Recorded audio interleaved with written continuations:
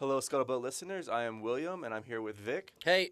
And we are interviewing today Ian Brown, author, Marine, and wargamer. And on this episode of World of Wargaming, we're going to talk about his experiences and the importance of wargaming and some of the developments going on over in his side of the world. Ian, how you doing? I'm good. Great to be here. Yeah, Awesome. welcome back. This is tack 2 of this interview. Yeah, it is. But like I was telling Will before we started on our podcast, there's been a couple of times where, like, I don't know, like the app just crashed or whatever, or there was weird feedback and we had to do it again. But often those ones turned out better than we sort of thought the first one would do. So I think, silver lining. Hey, we're going to stick with that. Guys. Yeah, man. Just positive mental attitude. I don't know. I think it was probably Chinese or Russian interference. Had to have been. I mean, we were really unpacking some, like... The geopolitical consequences of our podcast is too much for them to handle. Yeah, they were definitely scared about the gaming that we did. Yeah, the reps and sets, man, they just can't handle it. It's like Beachbody. So Ian, Major Ian Brown, again, thank you for being here. Just to give a brief, I guess, overview of your body of work. You're a CH-53 pilot.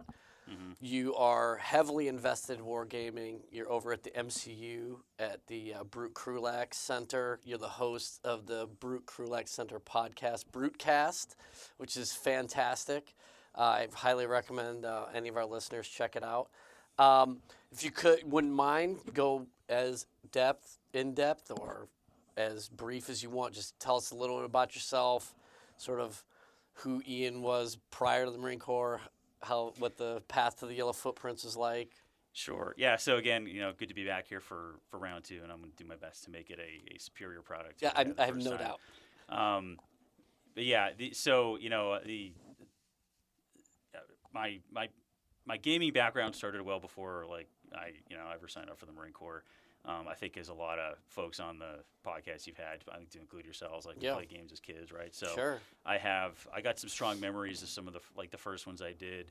I played Axis and Allies with my brothers. Played Risk with my brothers. Risk, there you go.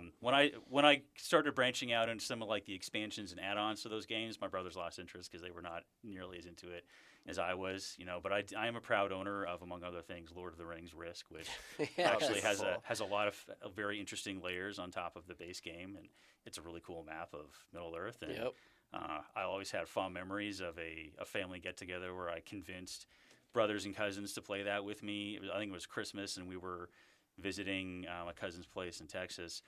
And what started as a casual game turned into this hours-long slugfest with my favorite part was my youngest brother playing Rohan, and he mustered the Rohirrim to charge against the forces of darkness. So that was fun. I also I had some sort of more boutique-ware games that are harder to find today, but they were simplified. So the game Battle Masters, which I think was it was a Milton Bradley game. It was a knockoff of a more complicated game system, but it was a very simple miniatures game, like knights and men-at-arms and crossbowmen fighting orcs and goblins and all the forces of darkness. But what was cool was this is new for me at least, it was a miniatures game with little plastic figures, but the battle map itself was 3 by 4 feet. It was huge.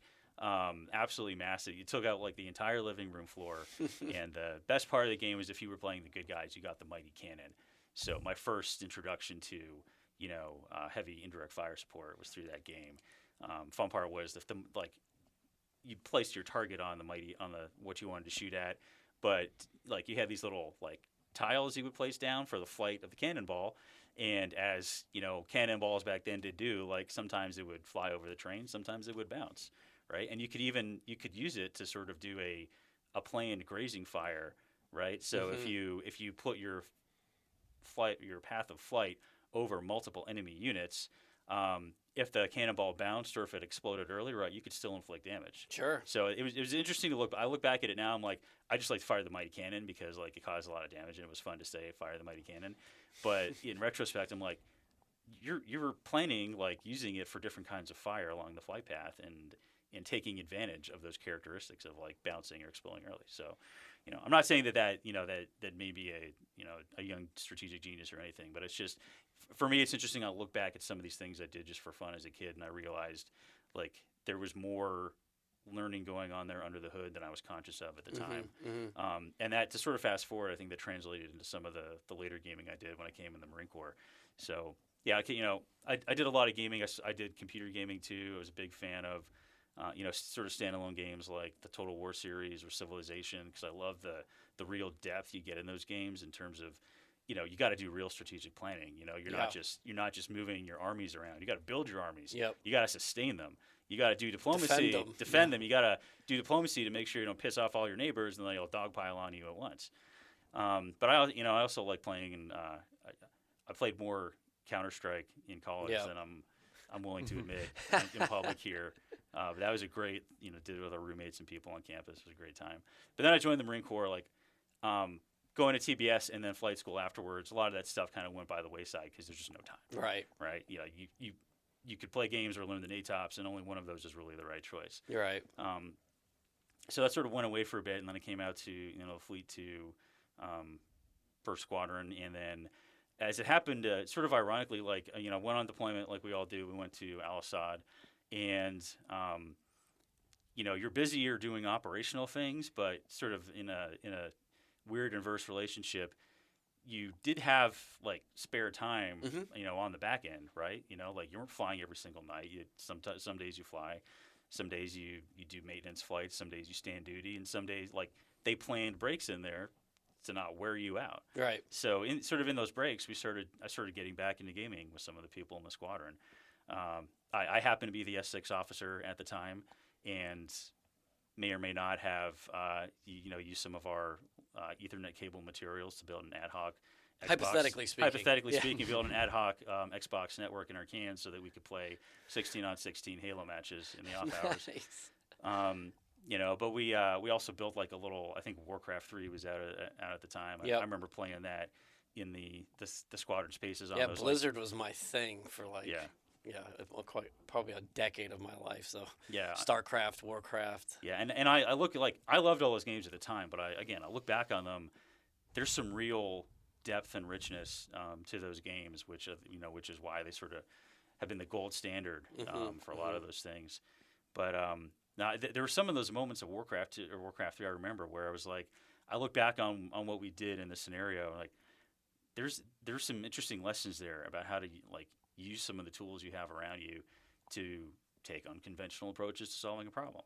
One of my favorite moments, because I won this one as it happened, there was some map where you start on opposite sides of the map, and right in the middle there's only one path to get to your opponent's camp, and you go through this ogre encampment. And because there were day and night cycles in that game, if you went at nighttime, the ogres were awake.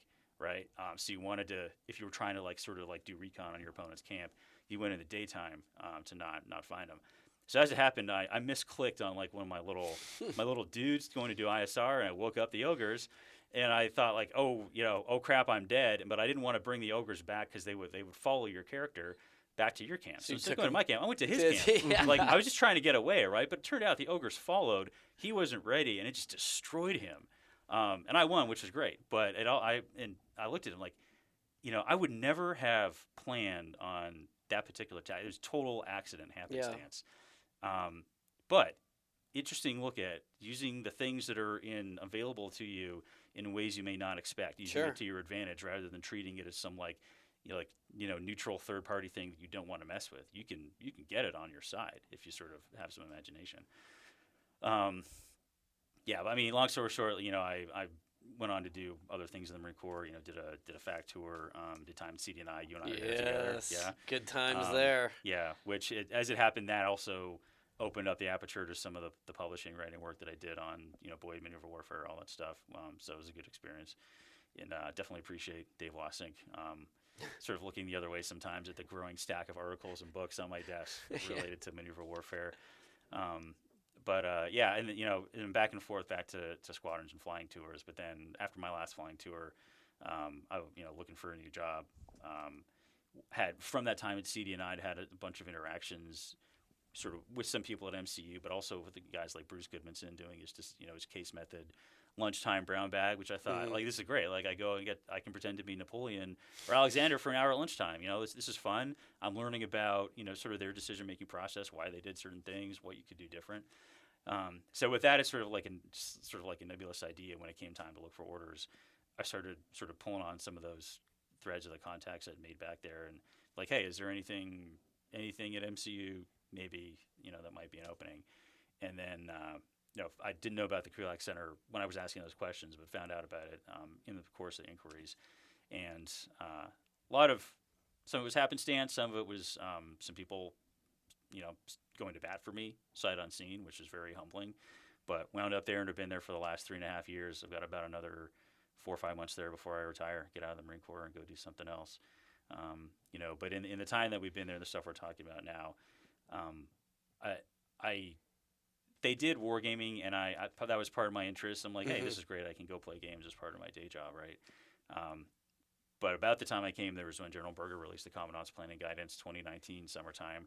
It had wargaming all over it. And so it was, again, some fortunate alignments, but getting there at a center that was already doing a little bit of wargaming and then having it be a major focus area of the Commandant's interest in his plan and guidance, it really kickstarted and accelerated things that were, sort of going on in a smaller fashion at MCU, but really, generated interest, but also applied resources that let us go and do a lot more. Let's dig into that a little bit. What has happened since the Commandant's Plan and Guidance of 2019 that you kicked off and started and expanded in the world of wargaming? Yeah, so I'll try not to retread anything Colonel Barrett talked about, since he's now kind of in the driver's seat of that for Marine Corps University. But sort of the short version is, Commandant's Plan and Guidance came out in 2019. Everybody, I'm sure, like in the different headquarters elements of the Marine Corps and the subordinate entities, was going through that thing with a red pen and be like, okay, what does he want me to do, right? Which Marine Corps University did that as well. And inside the Krulak Center, we did that in correlation with Marine Corps University. And like wargaming was a clear theme and focus of effort, because by my back of the envelope math, as a theme, that had I think sort of the most ink spilled on it in the planning guidance of all the different sort of themes and different tasks that were in there.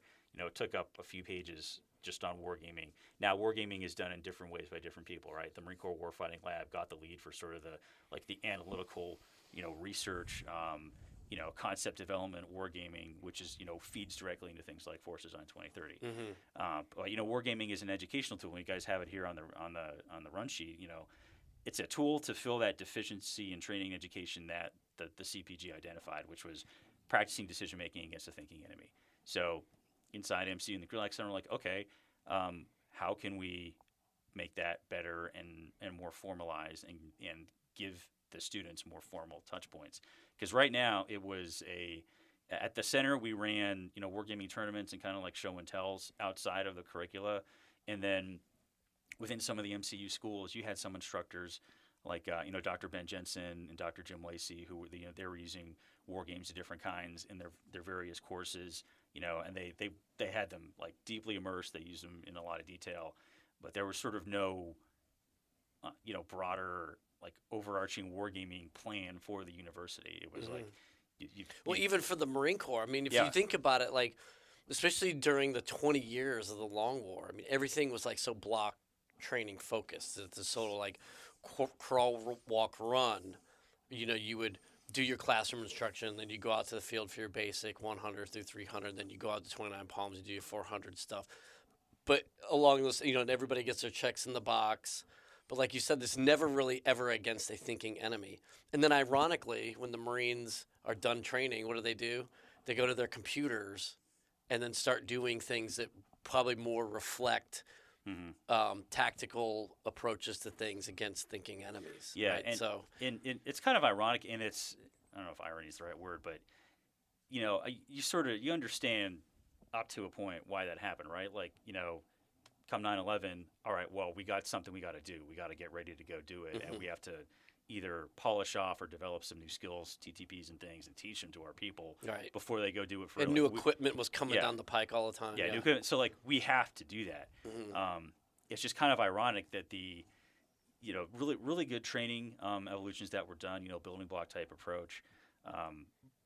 It's just again, ironic, I'm just the right word, but like there was like the capstone you would think is last thing I'm going to do is I'm going to go against a simulated thinking enemy before I go against the real thinking enemy, and I don't think there were a lot of cases where that was the capstone. Yeah, if you could get contractor support, you could get them to come in and sort of you could create a simulated village or whatever.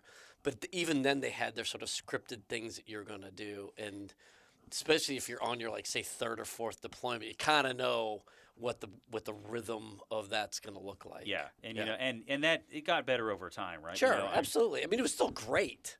Yeah, it was more than we had before.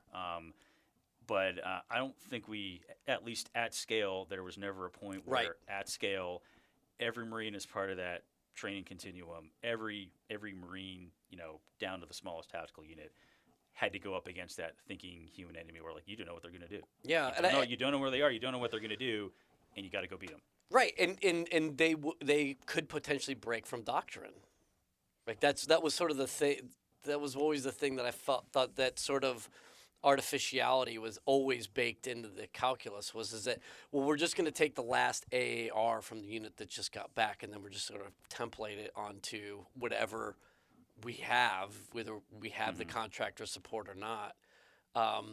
But it was never like there was no free will as part of the calculus and training. Yeah, and these things happen for reasons, right? I'm not, absolutely. I'm not trying to re-legislate it, but the point is, like, you get to the 2019 point where there was some focus shifting.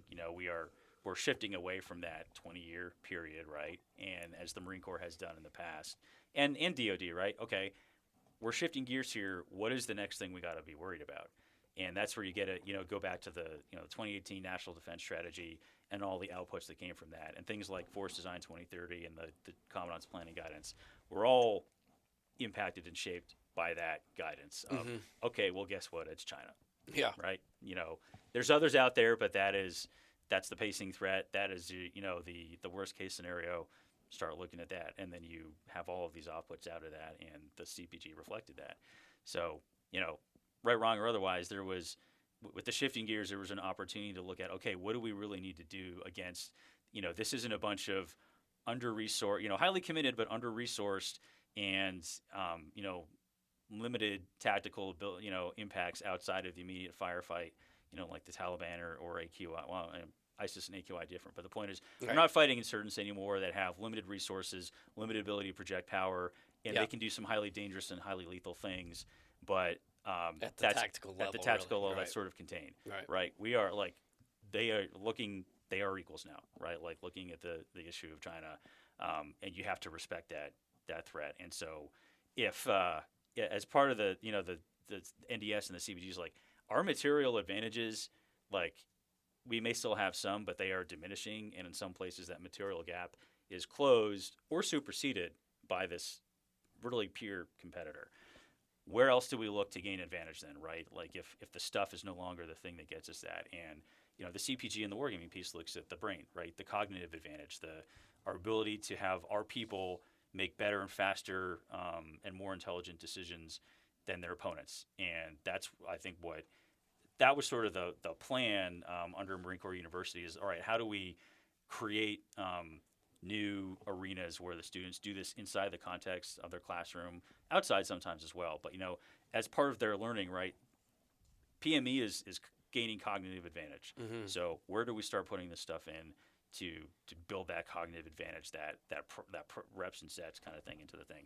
And so that's where the EdCom generated a wargaming master plan shortly after the Commandant's Planning Guidance came out, and it's been in execution ever since. A part of that execution has been more resources. Yes, the Krulak Center's got more resources, like individually on our end to do it, but the university as a whole also got more resources from higher, and that's how we have things like a Mr. Tim Barrick as a wargaming director now, with contractor support to help him, and a wargaming cloud that's going to turn into a fleet asset. Like right now, it's going through sort of aggressive beta testing to make sure the framework and the games and everything run smoothly at increasing scales, but it's going to be a fleet asset, not just a PME asset.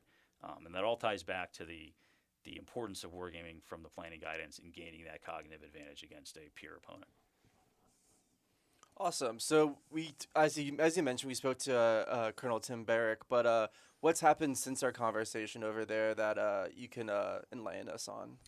Sure. So as the master plan has been rolled out, right? Like we've all been busier and tried to do more with wargaming. So among the, I think we talked in August last year, kind of at the beginning of the academic year. So, actions had not necessarily started, but among the things that I think are really worth highlighting this year for Wargaming Krulak Center Marine Corps University have been, we talked. I know he talked to you about the cloud. Colonel Barrick talked about the Wargaming Cloud.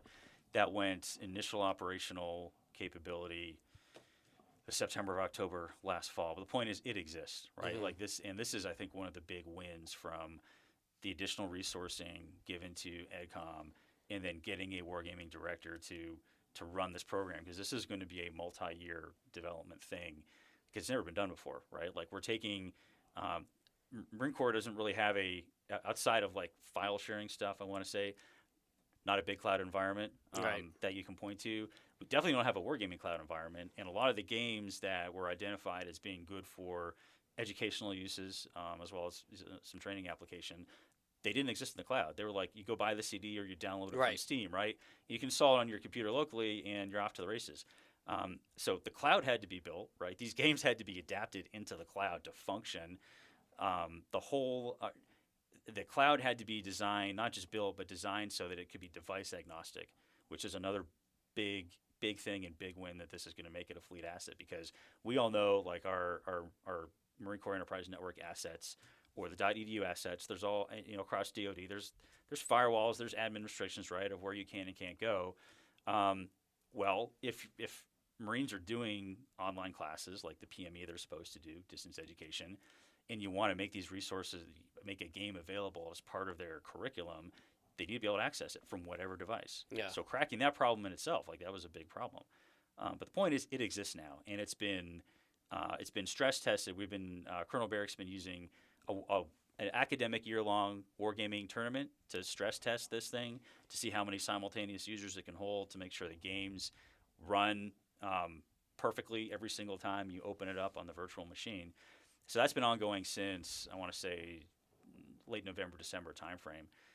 We're into round 2, using the game War Plan, which is I'd say it's an operational / strategic level computer game, but we've been tailoring some of the scenarios. But to test all the aspects of this cloud, we got students and instructors from MCU playing some of the teams. Krulak Center's got a team in there. We just dominated in the last scenario. Nice. No big deal. What was the Just saying. scenario? Just saying. Yeah, the scenario was breakout from Normandy, right? So the Cotentin Peninsula. So Allies have landed, right? Like they've taken Caen. We're several weeks into the D-Day landings, but the Germans still have a nice little barrier stopping that breakout. So, hey, when you play both the Allies and the Germans, if you're the Allies, your goal is to break out and start liberating cities. If you're the Germans, Push them your goal back. is to stop that, right? So you play both sides, and your final score is tallied by how successful or not you were at, liberating or maintaining control of certain cities. But we've got MCU teams, teams from other groups inside the Marine Corps, other sister service PME schools have joined in. So there's a couple teams, I think, from the Joint Advanced Warfighting School that are in there right now, as well as global allies and partners. So there are Brits, Canadians, I think there's some Australians, and I think there's an Italian team in there as well. This tournament is great. It's fun. It's there's rankings after every turn to see like who's at the top, who's at the bottom, who the dominant individual players are. But we're doing a global stress test of this thing to prepare it as a great fleet asset for when it's been built out to the scale of user names, basically, that can be then disseminated across the PME curricula. So then you can assign these games as homework. You can run your own little tournaments inside your conference groups if you want to.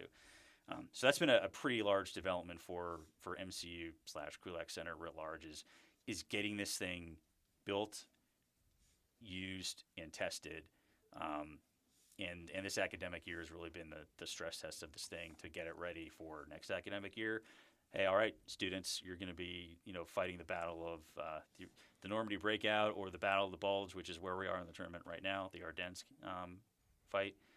This is your homework now, and we can track how well you do. We can record and watch your turn, see the decisions that you made, and then based on the conditions of the game, who did it best, who didn't. But by being able to play back those decisions that are recorded by the game, you get a great after action of, well, why did you go left and not right? Right? Like, why did you had air assets to do close air support? Why didn't you use them? You had airborne assets. Why didn't you drop them? Kind of thing like that. And it really, that assessment piece has been a huge part of building the wargaming culture at Marine Corps University writ large. Which, it's all great if you play the game, but what did you get out of it? What did you learn? And then how can you feed those lessons into a future iteration of that game? So that's probably the biggest thing. And Colonel Barrick, you probably told you, he's been very busy integrating different types of games across the curricula as part of their formal learning.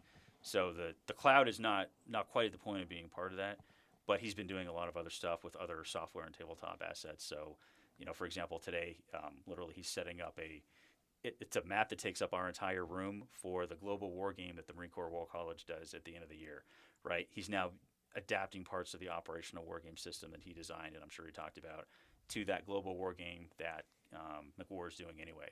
But he's also been developing a unique tactical war game for Expeditionary Warfare School as kind of a knockoff of the OWS system. Still using OWS for SAW and Command and Staff College, using other of the computer-based games for those as well, like Command Professional Edition, which enables Dr. Jensen used Command at SAW for ages, but Professional Edition gets you that multiplayer capability, so you're fighting against a thinking human adversary, not just the AI. And then we've also had some really good inroads with helping others inside EdCom start to establish that habit. So me personally, I'm most proud of the work we've done with formerly College of Enlisted Military Education, now MCA, but with the advanced course there over the last several years, we've worked with a series of curriculum developers to help them support the wargaming efforts they're trying to build into the advanced course. And it's been great to watch because I think all the way back to summer 2019 when I met, he's retired now, Gunnery Sergeant Bird, Dathan Bird, but he was trying to just loosen that first brick in the wall of get them to do a war game instead of a paperwork drill or a PowerPoint kind of thing. So he knocked that first brick loose, right? Established the habit pattern.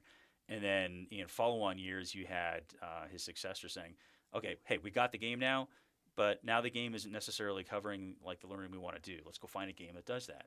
And so we've tried to offer them resources, offer them play iterations so they can bring their students over, play the game in our spaces. We run it because their time is so much tighter than the officer PME schools, right? They're measured in weeks, not months. Right. So if we can run a game for them, that offloads a lot of the work they have to do. So I've used the fleet, FMF's now Littoral Commander game designed by our non-resident fellow Sebastian Bay as sort of the go-to mechanism for that. We've also run inside MCU. We've done some familiarization days for, maybe not the instructors at the schools per se, but sort of adjacent faculty. Everybody else is doing wargaming, but we're not familiar. What is a war game? What's a new one? So we've done war game familiarization days. I think the last one I did was with the staff of the Gray Research Center, right? Library of the Marine Corps ran 4 simultaneous iterations of the Shores of Tripoli game, which you guys, I think you offer via the website, right? Yes, we do. Yeah.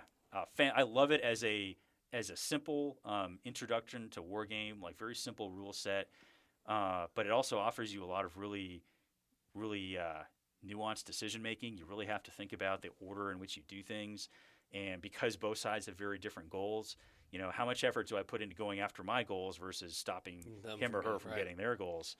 And I think that's an important distinction, especially as we start talking about getting it over into the senior enlisted, even the junior enlisted academies, because there's such a misconception. I think even today that when I talk wargaming, I'm really just talking about a chalk talk or a TDG or some sort of tabletop exercise that doesn't really have baked into it exactly what you're talking about. These nuances of going up against a living, breathing, thinking enemy. Yeah. Yeah, and I know TDGs versus war games is something on our sheet here. And there's room for all that, right? Like Absolutely. there's tremendous value in if you're around a sand table model, right? Like just translating a piece of terrain from the screen of your phone or a map to a 3D environment Yeah. that you can sort of see and touch. Yeah, and you're at look point A. You need to get to point C. What do you do with B? Yeah, Yeah, that's great. yeah. There's Yeah. there's tremendous value in that, and then the TDGs as well. Like TDGs are great for a lot of things because they're relatively easy to run, right? They don't take a lot of time, very minimal overhead. Like you don't need pieces. You can run TDGs with little game pieces if you want to, but you don't need them. Right? Yeah. I look back at what what Damien O'Connell does for his workshops, or what Bruce Goodmanson did in his decision forcing cases over lunchtime, right? Like, we spent an hour at lunch fighting the defense of Paris as Napoleon. I didn't need any pieces, right? He just put up map on the screen. This is where enemy forces are. This is what you have. Write down on a piece of paper what you think you want to do. Very low overhead, so it's great to you can slap that on the table if you have 30 minutes to an hour of free time. Instead of taking a nap or I don't know Right. going to get a snack or something, right? Like you can do something impactful in that time. But I think the sort of the difference between sort of those things and wargaming, it's that thinking opponent on the other side, and you don't need a super complicated thousands of pieces game that takes days or weeks to run to do that. Like something like Shores of Tripoli, I'm sitting against another thinking person. I have a handful of pieces and a handful of cards, and I can play this in under an hour, but I don't know what they're going to do. Right. And that's that sort of that we were talking about before, like that final training step of I've done all the crawl, walk, run things, but it's only been against my self-induced friction or against the scripted plan that the instructors have. That final unscripted piece, I think, is really important, and that's I think what war games get you that some of the other things do not. Yeah. Yeah. Yeah, it's like the difference between single player and multiplayer. They're both useful, but eventually you want to get to the point where you're going against another opponent. So in a video you did with the Krulak Center, you noted that that there's that 4 essential things that wargamers need to be a good educational tool. Do you mind just going over those and then explaining how the Marine Corps has embraced those tenets, or potentially have they? Yeah. So I think I did that video for a modern day Marine that didn't happen because of COVID. So I made the video and then we couldn't do it. So I was like, I'm just gonna put it on the YouTube channel for people to, I made the video. I want people to watch it. Yeah. This is not a formally endorsed, approach to wargaming. It was just sort of me with some of the things that had jumped out to me at the time that I'd been at the Krulak Center and watching really how other people have done it. And so the things, were they seem simple, but like in execution, they can still prove difficult. Like everything in war is simple, but the easiest thing is hard, kind of thing. But it's simple to say it, harder to do it. But the things that I tried to highlight were different levels of PME require different games. The game that you use for your lance corporals and corporals, not the global war game we're using for Right. the colonels, lieutenant colonels at the War College, right? They have different levels of responsibility and decision making. So you want to give them games that reflect the level of decisions that they're going to be responsible for making. You can always challenge them to think higher, and that's why I like some of the things like the Littoral Commander, because it forces you out of a very hyper tactical thing to think about, not just what your adjacent Marine units are doing, but hey, what's the Navy doing? What's the Air Force doing Right. that I could call on potentially to use to help me do my thing? I need to know what those things are, right? So to sort of get you out of your smaller box of responsibility. So the second thing was the wargaming content and execution doesn't have to be massively complex to be useful. You need the level of complexity that you need for your learning objectives, educational outcomes, and beyond that, it's okay to accept levels of abstraction because the game that models everything is unplayable. Unplayable, and that feeds into. I'm going to skip to point number 4, which is the fun part. A game that is unplayable or like it's just a pain to get through the rules to even start the game. That's not fun, Right. right? And why do we play games. We play games because it's fun. We like to compete, right? And this is something that General Charles Krulak, he said this when he came to visit us once shortly after I got there, and it stuck with me. And if you look back at, what did General Charles Krulak do when he was commandant, right? He told people to go play war games, and he gave people permission to play computer games on Marine Corps computers, and he supported development of a Marine Corps Doom, variant, right? Where you took Doom and you put Marine Corps skins on the equipment and the people, and you play Doom as Marines, right? But when he came to talk to us, his point, we're talking about some of the we're standing this stuff up, right? CPG is out. What are we doing? What are we, Krulak and MCU, doing with the wargaming piece? And, we're going through some of our plans and thoughts and things we've done in the past. It's like, one thing you always got to remember is, like, the games are it's got to be fun.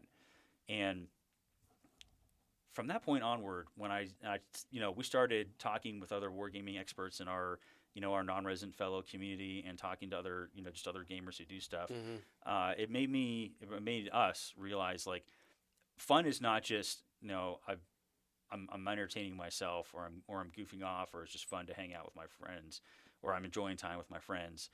Fun is it's a cognitive, mental, emotional transition that puts you more deeply into the environment that you're in and allows you to get more out of it because you've accepted that environment. And it's, we talked about sometimes the difference between, like, I'm fighting the game versus I'm fighting the opponent, right? If I'm getting all wrapped up around specific rule sets, or or I'm like, hey, rolling dice isn't realistic, kind of, that would never happen. You're fighting the game at that point. But if you accept the abstracted framework that the game provides, you get in there, you start getting into the learning nuances, which is what we want. Right. So that fun aspect is, like, if we make a game fun and emotionally engaging, we're opening the door to deeper learning, because now you're not wrapped up over, I don't like 16-sided dice. You're like, okay, I have 5 dice allocated to a freaking maritime tomahawk strike mission that I want to do. What do I want to do with those dice, right? Like, how do I want to allocate my fires, right? That's learning occurring right there. Yeah. That's fighting your opponent. That's not fighting the game. And so, making the experience not painful but enjoyable. It's not just a good, warm, fuzzy feeling. You're enabling deeper learning because they are engaging with the possible outcomes of the game. Yeah, they're immersed in the scenario. Yeah, they're not fighting the environment. They're fighting the opponent inside of the scenario. And the final, our last point in the video was that a lot of your best promise for successful educational wargaming comes from leveraging the talent you have around you. And this is something I've really come to feel strongly about, in simply finding out, like, there are a lot more gamers and interested parties out there in the Marine Corps than you might think. And it can be very hard from the top down to build, like, institutional processes and finding resources and stuff. Like, if I'm building wargaming for the Marine Corps, God, that's a years-long evolution, that I may not live to see, kind of thing. I'm exaggerating a little bit, but, like, my successor or their successor might be the ones to actually see that when I started, because the institutional processes can take so long to go through. It's like, what is that, the adage, like, you're planting the tree that you'll never sit under, sort of thing? Yeah, that kind of thing. But if the commandant says go do wargaming now, well, I can sit on my ass and wait for, the 5-10 year plan to come to fruition. And then that entire time, my Marines are not gaming and doing the learning that the commandant wants me to do. Or I could be like, hey, ladies and gentlemen, we would like to do a tabletop exercise in lieu of, reading an article for our unit PME this month, right? Who here is a gamer? Okay, you, and you, what do you guys like to play? You like to play that? All right. Bring that set the next time you're going to run the game. We're going to do it. And those people exist. You just got to go ask the question and find them. And I think we were talking before about that podcast, the McTogg one, with Major Zachary Swartz and Staff Sergeant David Wood. They started doing this approach at McTogg, and I forget if it was Zach or Staff Sergeant Wood, but doing it on a MRF, like a Marine Rotational Force Darwin thing, having people run war games for part of their unit PME program. Like, just freaking ask them, right? Like, Marines are already on their phones, playing Candy Crush, or they're playing Call of Duty in the barracks. Like, they're gaming, right? make the gaming work for you. They're doing it anyway, and it'll be more interesting probably than a PowerPoint brief on some historical battle. That's sort of my point about the irony of sort of the block training mindset and the limitations where you're like, well, I really wish we could get up against a thinking enemy. And then when the Marines are off duty, they're all playing war games. They're playing against the thing so for hours and hours. Right? Maybe we could merge these two things together. I don't know. Yeah, they're doing it. Make them, just ask them to do the thing they like to do anyway in a different environment. Right. And one, you're getting after that deeper learning, but also you get to leverage that. We're talking about talent management these days, right? It's more than just the cookie cutter. I can do all the things in the TNR, or I've checked all my boxes on the fit rep. Like, there are useful skills. All my MCIs. Yeah, there's useful skills outside of that that are not necessarily evaluated in a formal fashion, but can make the evaluated stuff better. So let's open the aperture, find out what these individual talents are, and leverage them because they exist. They're doing it anyway. And you make instead of you having to plan like a unit PME thing, make somebody else plan it, right? Like make your own life easier and not think that you have to do all these things. And it gives the chance for Marines to highlight the good things that they can do. Yeah, right. Like, to say, show off. Right, like, hey, we got to do a PowerPoint presentation on some battle. They're like, fuck. You're like, hey, why don't you? Yeah, be the game master for this thing that you already do and love. Like, we're gonna fight that battle. And the cool thing about it is, like, the cheat codes are just history books for especially historical wargaming. If you want to, figure out what a way to go around this, or like the important terrain or whatever, you just learn about it, and then it helps your gaming better. I mean, every time I do a historical game, bare minimum, I'll do the Wikipedia. Okay, how did this battle go? And then if I get further interested, I get books or podcasts or YouTube videos about it, and it tricks you. It tricks you. Learning's fun, man. It is totally true. That's Montessori, right? Trick the kids into learning. Yeah, and I think the historical gaming, that was on our thing here, and I know Don Vandergriff, he went to it extensively, but I've seen this, and like some people are sort of like, I don't want to play the 5,000 hex encounter historical battle of Gettysburg at like the squad level, right? But depending on the game, they can be very useful for not just like helping you building your own decision making skills and defeating your thinking opponent, but it helps you understand better why some of the people made the decisions that they did that seem kind of bonkers. Like if you're just reading about it.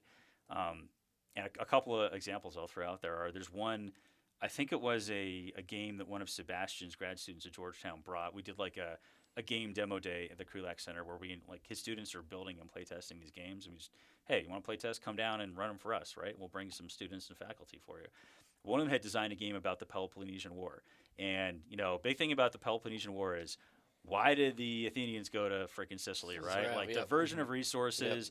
They lost huge amounts of their conventional forces. It was not in the main theater, right? But then in building the game, you realize like there were some pretty concrete, like, I think especially food resources in Sicily that were important. Yeah. Mm-hmm. And hey, guess what the players eventually do? They finally be like, okay, based on my risk calculus, I need that food more than I don't. I'm going to go to Sicily, right? And all of a sudden you understand there was a rationale behind that, and it was actually not every historical rationale is a good one, right? But in this case, you understand like there was a good reason for the Athenians to go do that. Didn't work out, right? But it was not this totally like what a bunch of freaking idiots. Yeah, they were just half cocked. Just let's go over here now. I mean, war is a gamble, and sometimes you need to gamble against long odds, and like with poker or anything, you could have a great hand, but someone might just have something better. Yeah, or you tried to call a bluff and it wasn't there. Yeah, any of those myriad of things. Yeah, every decision you make is contingent on other things in warfare, but there are often reasons why people did the things that they did in certain battles that don't seem to make sense to us. But when you're standing there in their imaginary shoes, being like, I need frickin' food to keep fighting the Spartans. I got to go find it from somewhere else because we spent the last several years burning each other's farms, right? Yeah. I got no more food here. I got to go get it from somewhere else. Hey, there's food in Sicily. Let's go after it. Again, didn't work out, but you understand the why behind certain things. Well, when it comes to, I guess, to your point, William, about, there are cheat codes that we can see just by doing the learning aspect of it. So, Ian, you wrote the book New Conception of War, John Boyd, U.S. Marines and Maneuver Warfare. AKA the ultimate cheat code. Yeah, so exactly. It's the Might be a ultimate stretch, cheat but- code. So, yeah, so what about sort of the process of the research and the writing did either influence your current wargaming or the wargaming experience you had prior to writing that book played? Like, were those two in conversation with each other, or did one sort of launch the next? So, the book and the research that fit into it, it preceded my time at the Krulak Center. Like the book was published 2018. I didn't get to the center until 2019, and until I stepped foot in the center, I had a very superficial idea of the scope of their activities.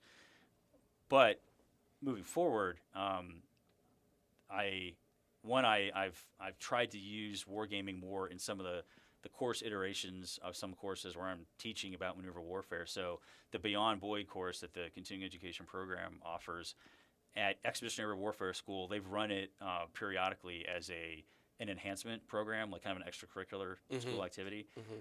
So, well, as it happens, there's like a TDG decision foreseen case module in that curriculum. So this last time around, I replaced it with a war game, right? All the things we talk about, I'm like, this is your prac app. We're talking about tempo. We're talking about deception. We're talking about having a plan, but then trusting your subordinates to execute that overall. So I gave them a littoral commander scenario that I developed as an introductory scenario for the Krulak Center when we run these things. And the thing that I've started adding to when we run these games is a game clock. I got kitchen timers that give each side, like, you have 7 minutes to do all of the actions that are available to you based on the scenario. And if you don't talk to your teammates, if you don't think about what you want to do on the next turn, when those 7 minutes start, if you're like, I don't know what I'm going to do, let's talk about it. If your first two players use 6 out of those 7 minutes to make their decisions, they've just screwed over the remaining 3. And I don't care. I'm not giving you more time because you need to make decisions in a timely fashion. Yeah. And meanwhile, if your opponent, we talk about tempo in maneuver warfare, if your opponent's over there, they've figured out kind of what they want to do. They've decided what order they want to sequence stuff in. They're knocking it out boom, boom, boom, right? And so now not only did you not talk about what your plan was and you're just stumbling along, they knew what their plan was, and now they are throwing more monkey wrenches into your very poorly developed plan and making it that much harder. Mm-hmm. And so you're seeing tempo and the advantages and disadvantages of it playing out in that game environment. So you're seeing the lessons that we've just talked about the last 6 nights. But in sort of a wider scope, I look at wargaming is building the orientation piece of the OODA loop, right? And in doing the book research, the thing that really jumped out at me was, one, we collectively don't have a great understanding of what the OODA loop is and how it operates, but 2, the OODA loop has always been, or the orientation piece in the OODA loop is often described, and this is sort of my experience basically growing up in the Marine Corps until I got to the point where I'm like, hey, I'm going to do some research on this, is you see stuff and then you orient on it. And what that orient means is very ill-defined. Yes, and it's nebulous. it's often some okay, I look and then I sort of assess and then I move on, right? You get into the richness of what Boyd was getting at, and orientation is all of the lenses through which you view the problem. And those lenses are not just kind of in the spur of the moment, what do I think that I'm seeing? Those lenses are built on all kinds of different pillars of experience, of training, of even your own, your physical condition, how well hydrated are you that day, right? Am I amped up on coffee or was I drinking hard last night? Those are all lenses in how you do that assessment of the thing you're seeing. And one of his points is your lenses are better when you have a wider repertoire of experience to draw from. Wargaming is building that experience. It's giving you free experience, free reps and sets, free iterations of critical thinking and making decisions over and over and over again under a whole bunch of different circumstances, so that when you're in that real world situation and you observe something, you've got this deep well of experience and habit and an implicit immediate reaction that you have built ready to apply to it. You control that. And so what you should be doing from the moment you step foot on those yellow footprints forward is building that orientation, finding opportunities to make those lenses wider, deeper, richer, whatever you want to say, but just having a much bigger library in your brain that you can draw. This is not exactly what I saw back in this training exercise, but I remember this, and this. I'll put these things together in this order. Boom, there's my decision, and then I act on it. So wargaming is it's building out your orientation. It's giving you free experience, free knowledge. You're learning about yourself. You're learning about your friendly teammates. You're learning about your opponents and their actions. You're seeing things that you've never seen before, and then you bring all of that with you into that moment of decision, where all that stuff becomes really, really important. So the moment to orient is not like, I see something, what do I do about it? It's I've got the General Maddox talked about the 3,000 or 5,000-year-old mind, right? Wargaming is building that mind for you. It's one aspect of doing it. There's many different ways of expanding your orientation, but that is a way, because like the next step in UDA is decide. And if you have no habit pattern of making decisions, especially with time constraints, right, you're going to fail in that moment of crisis, because you're thinking about how to decide instead of responding instinctually based on the deep well of orientation that you built. So every wargame iteration I see is you're making your orientation, you're making those lenses a little bit wider, a little bit clearer, and you're just building that deeper repository that you get to draw on when you really need it. Like the moment of action is not when you need to be like, oh, I should have done more reading, right? Yeah, totally. Well, along those same lines, then, when we start looking at I guess feedback loops, as you're building your, sharpening your tools or building your library or whatever metaphor, applies best here. We talked about a little bit before the show with Dr. Hunziker coming on. He runs some more games over there at the Mason at his Shar Institute. One of the things, he also has a book that talks about sort of learning during war. What kind of feedback or analytics do we get from war games? Are they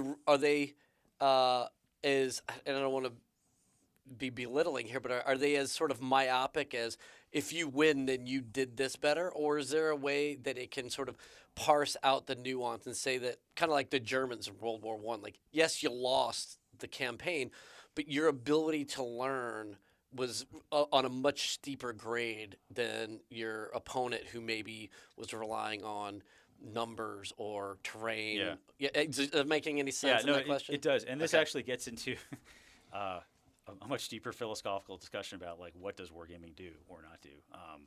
And I'm not going to try and repeat that, but in the educational wargaming lane, something that we, the center, and I know Colonel Barrick is conscious of it, and it's something that all the other wargaming experts that I've interacted with, they're conscious of it, is like so educational wargames in particular and wargames in general are not predictive of any one outcome, because you could take the same game, the same players, and run it a bunch of other times, you might get a bunch of different outcomes. So to say that you're wargaming like the Doctor Strange, the 1 in 16 million future options, that's going to get you to win, right? That's not what wargaming is going to get you. And if you go into it with that perspective, you're going to feel let down because the future probably won't happen, and then you're going to be like, this is pointless, wargaming sucks kind of thing. It's not predictive, but it does a few things. It lets you understand the different aspects of a problem better. It helps you build those decision-making, critical thinking skills, because like any habit, right? Like I'm not going to get stronger at the gym if I don't go to the gym. Right? My brain is not going to get stronger if I don't exercise it. My decision-making skills are not going to get better if I don't make decisions. Right? So in some ways, it's just you're working that muscle, and the decisions can almost be beside the point. The point is you're making decisions. But along with that, to sort of the German point, right? Like it also, while you're building decision-making habits, you're also building habits of adaptability, which I think from the educational wargaming perspective side, I mean, this is separate from like analytical, operational, wargaming research type stuff. It is learning how to continue to try and achieve your objective when your plan gets blown up and goes out the window. And that's where having that thinking human opponent is so important, because Your opponent will do things you don't expect. They will break doctrine, right? Like you said right at the beginning. They'll and sort of tying this back to Dr. Hunzer said, but also watching the war in Ukraine is we've been seeing adaptability on the battlefield, and not so much whether one side is objectively better at it, but it gets back to that relational thing, right? Like there's relational tempo. It's not objective tempo. It's relational, always to your opponent. If you can adapt better than your opponent, that's where the advantage lies. It doesn't mean you're smarter or you have better resources or processes per se, but if you can do it more quickly and with better taking the mistakes you made the first time and then fix them and going on, if you can do that better than your opponent, that's where that advantage lies. And so that's another thing. Like every war game is a mini laboratory of adaptation. Sure. That doesn't cost lives as you're doing it. Yeah, it doesn't cost lives. And to that, making mistakes and learning from them, you want to make those mistakes when it doesn't cost lives, when it doesn't cost you material resources, when it doesn't cost you national treasure. Sort of the approach, I think, of Red Flag, the Air Force exercise. Yeah. Like they want you to die the first 10 times in the exercise. So time 11, when you go air to air for real with somebody, like you've gotten your bad habits out of the way, right? You've built that repository of experience, that decision-making capability, that ability to adapt to the opponent that's in front of you. You built that, and you built it on your mistakes. Really, I think some of the most valuable things that come out of war games are the times that you lose, because it forces you to reflect on what could I have done better? How could we have built our plan better? How could we have managed and sequenced our assets better? You there, captain, whatever, you were too slow making decisions, right? Next time we do this, you got to be faster. Like, and I don't care what your decision is, just freaking make one, right? You get all that stuff. You want to get that out of the way. You want to get the failures out of the way before it really matters in game time. It's the same reason football teams practice and scrimmage before you go play, right? Your opponent's always going to do different stuff, but if you're going against your practice squad, that's a thinking human opponent. Yeah. They're going to force you to adapt, to find the flaws in your plays and your game plan, and you're not going to find them all, right? And your opponent's always going to do something you don't expect, but at least you have that habit pattern of knowing how to adapt. And it's that knowing how to adapt, that habit pattern of making decisions and knowing that you have to make that within a certain time frame. Like the ultimate decision you make, it may be right, it may be wrong, it may not be. But the point is, you're ready to do that. You're ready to make those decisions. You're ready to adapt because you've built that muscle, that mental muscle in your brain. Yeah. So I think whether your plan goes exactly as you planned it, or you lose catastrophically, is less important than the habit patterns you build coming out of there. And hopefully, you're always going to make mistakes, but hopefully you're not making the same ones in the next iteration and the next iteration. Right? You make new mistakes, because that proves that you learned from your past ones. Awesome. So as we start to wrap it up a little bit, what future initiatives do you have coming up, or anything that's going on that you could potentially give a hint on? So from the Krulak Center side, we are we're getting close to the end of the academic year, so there's a bunch of and all the schools do sort of end of year major exercises, and the center, Mr. Barrick especially, are going to be very busy supporting that. He's also getting ready for Modern Day Marine, which for those listeners out there, there's going to be I don't know all the details of the structure because Colonel Barrick's planning that, but you're going to have gaming opportunities at Modern Day Marine. He's going to be bringing I believe OWS. I'm not sure if we're going to try and have digital cloud wargaming available. But the point is, you can game at the upcoming Modern Day Marine. That's a big thing that's huge. That he's working towards. From a personal perspective, like I said, I retire in a few months. I'm looking to keep doing wargame, professional. Going out to pasture, man. Yeah. Welcome. I've already made promises, like deep down the road. I'm going to be busy, but. I'm going to keep doing wargaming in not a military capacity, but in hopefully a supporting military capacity. I've got I'm now more than a year behind on my next book for McCuff.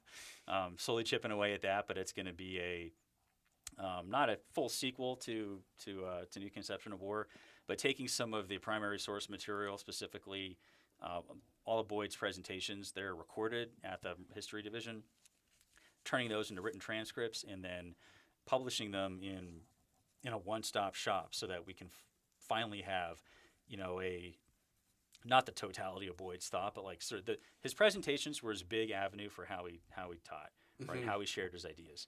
So having them in a written fashion that is searchable, I think is going to be very, very important.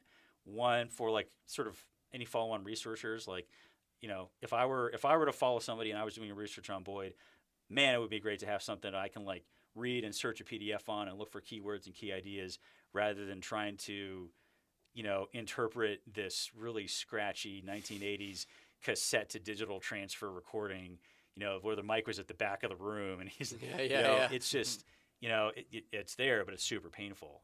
So hopefully it acts as a research enabler for other people.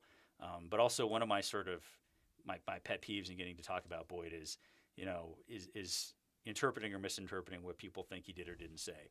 And the problem is like it's very hard to push back against that because like he didn't write a lot down. He was a YouTube star in an analog era, right? Typewriter era. Like if he were alive today, like he'd be knocking out TED Talks, at the cyclic rate, but he wasn't. But I want to remove that excuse for misinterpretation by being, hey, this is what he said because we transcribed it, put it all down. You can search it. Now you can agree or disagree with what he actually said. I don't care. Like he's not perfect, no theorist, got it all right the whole time. But we can at least engage with the ideas that he said and not your interpretation through like 3 or 4 different levels of, second, third order sources. Right. And then the last thing I'll say, because it's wargaming and I'm excited about it, although it's going to be a lot of work, is I'm trying to develop my own war game, a card game system. Yeah. Similar to I know more people are probably familiar with Magic the Gathering, but like my philosophical inspiration is the Star Wars customizable card game back from like the 1990s that Decipher put out. And I love Star Wars, so I love Star Wars. But of course you do. Yeah, of course I do. Don't get me started on Star Wars gaming. But in going through the stuff at the Krulak Center and then looking at some of these challenges of how do you get people to do more wargaming, what are some of the obstacles? Resource overhead, time, complexity, the amount of crap that's on the table. How many counters do I have to do? How many different types of dice do I need? Do I need to make a giant map? And I've been watching different people make efforts to like reduce that overhead, reduce that barrier to entry. And I look at Sebastian's game. That's a great example, right? One, not only did he design a game for Marines, based on Marine current or future concepts, but his philosophy was I want to make it simple with relatively simple rule set. You don't need a computer, don't need a network. All you need is like a flat table, right? Flat table and a light source to put the map and the pieces out. So, that was great. But then I thought back to the Star Wars. I'm like, to play that game, all you needed was a deck of 60 cards, maybe 2 to 3 inches thick. That was it, right? No other dice, no other tokens, no box of components you got to take with you. You literally needed 60 cards, a flat surface, and a light source. So I'm trying to firewall that that reducing that material overhead, while also like using it to help Marines talk about maneuver warfare. I'm calling it maneuver warfare, the card game. How the trademark's going to work, I'm not sure. I put a hashtag in front of maneuver warfare, so maybe that'll help me. But nobody has the copyright to maneuver, so I think I'll be okay. Yeah. But I designed some of the rules and the components using terminology from MCDP1. Right, so I talk about, wars. It's a clash of wills, right? There's a stack of cards that I called the Will deck. Not named after you. Although as I think about it now, it's maybe I'll give you a shout out there. But it is your will. It is your currency for doing things in the game. You spend your will to do certain activities. You will lose will because like the whole point of going after your opponent's will to fight is to make them stop deplete fighting. it. Yeah. So your goal is to deplete the will deck of your opponent while you still have enough to do the things you want to do. And then we also talk about multi-domain operations, right? Whether you like that phrasing or not, it's the framework for how we look at fighting in different areas today. So your game battlefield are different domains. You have land, maritime, space, and information domains. And then subsurface and aviation, airspace type things. That's where the fighting happens. And like the information in the space domain there, I've separated them from the like sort of the terrestrial domains, but the things you put in there still affect what you do down there. Of course, yeah. And vice versa. So, and then I wanted to force sort of that pre-mission planning so the Star Wars card game, and I haven't really played Magic, so this may or not be true, I'm not sure. But like you usually randomize your deck before you play the game, you know, right, to make it fair. I went the opposite way. I said you get X number of cards in your deck. You can build that order out the way you want it, right? That is your pre-mission plan. That's your tip fit or whatever you want to call it, right? Because we don't just walk blindly into a crisis or a battle without a plan. We have a plan. We'll have to deviate, and it may all go out the window, but there's an order of things. There's things you want on the battlefield first, second, third, and so forth. You need your logistics to support that, so logistics better be near the top of your deck, right? Or you're not going to have anything to shoot with or eat. So you build the order of your deck, and then how you adapt that pre-made plan based on what your opponent does becomes a key piece of the gameplay, because you're gonna have to change it based on what they do, and also I put an element of randomization into like the domain laydown for where you're going to fight. So I think you get to pick a couple of domains, you know, sort of optimized to your deck. So if your deck is land heavy, right, you get to pick a couple of land domains to go in there. The rest of it is randomized though. So, well, crap. There's only one land domain. It's all maritime. The rest of it, I didn't bring a lot of ships. I'm going to have to find a new way to use what I have with me, because I can't go back and ask for more. I have what I brought with me, and I have to use it. It's like EABO on standing forces, man. Yeah, there is a card literally called Expeditionary Advanced Base. It's a logistics support card. But then the last thing, and I'm mindful of the time, but we had a point on here talking about, you know, morality while you're playing games, about ethical decision making, and that's actually an area that is not included in a lot of war games. Sure. And in my time in the center, we collectively been like, we need to think about that more, because we're not just fighting another opponent. There are people on that battlefield. Yeah. Almost everywhere we go, and if we're talking about some of these large, like looking at Ukraine, or the Taiwan, the Taiwan scenarios, there are millions of people there. They are going to impact what you do on the battlefield. Yeah. You cannot just pretend that they're not there and that you can operate without those considerations. So, what I did in this card game is, in some of the domains there, like especially urban domains, there's towns, cities. I think I put ports in there as well. Point is, places people live. There are will penalties to yourself if you start fighting in those domains. It's not just it costs you a potentially permanent loss to cross that line, knowing you might be causing civilian casualties. Conversely, I've given you some cards where if you do like humanitarian assistance or like first responder actions, you can get some of your willpower, your will cards back, because you're doing something positive and good, rather than fighting there. You're trying to make it better. Anyway, it's in very much a prototyping phase right now. It's been more difficult to do playtesting because I've watching lessons learned and third rails grabbed by others who have been in uniform designing games. Like you gotta have almost like this double think barrier in your brain of I can't do anything that potentially puts like, you know, government imprint or government intellectual property in it, because then the government could claim it as their thing. So I've been having to do this all entirely in my off hours, outside of the office, looking for playtest opportunities outside of the office to make sure that line is clean, because it's you know, it's important for, you know, it's a government doesn't want that problem. You know, they don't want people coming at them with potential, you know, either legal or bad publicity, what have you. You know, which is fair, right? And it's also better for the game designer, because you don't want that problem. Right. You don't want somebody to come say, yeah, that actually belongs to the Marine Corps. You can't sell it or give it to anybody. Right. That's ours now. So it's been a harder playtesting process, but it's been interesting to me, because I've never designed a game before. Like, I've built a lot of scenarios on existing game mechanics. This is my first attempt to design something new. I like card games. I'm using artificial intelligence to generate the artwork for it. So nice. Every image is new, never to be repeated, and it helps to give it sort of like a cool futuristic look. Sure. So it's and you have to worry about the propriety issues like you're talking about. Yeah. Well, there's other, like, there are deeper propriety, you know, IP things, potentially the AI that, you know, who knows? But I believe I'm using it in a way that's fair and doesn't cross any of those lines. And yeah, my hope is it's slowly getting out there to be play tested. Like you can order it directly from a site I built on Game Crafter, which does the manufacturer. Like they physically make the pieces. You just send them your images and they'll do it.